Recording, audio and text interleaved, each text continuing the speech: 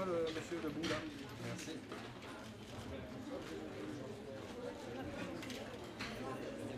Ciao.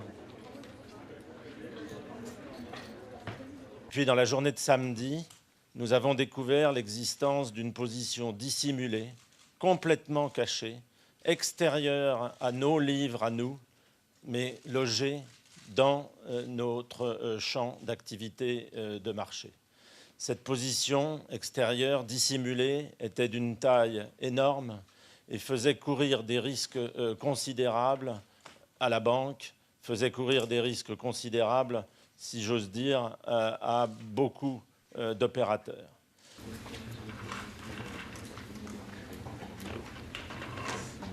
Bien, donc je reprends. Par une malchance extraordinaire, le débouclage de cette position a dû être opéré très rapidement dans le contexte de la chute des marchés initiée par la chute des marchés asiatiques.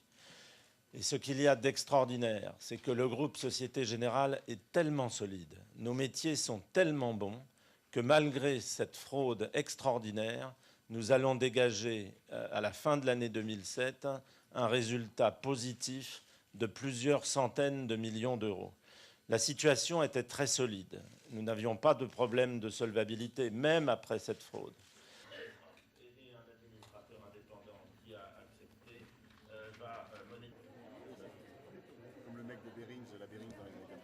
J'ai bien entendu immédiatement remis ma démission au conseil d'administration.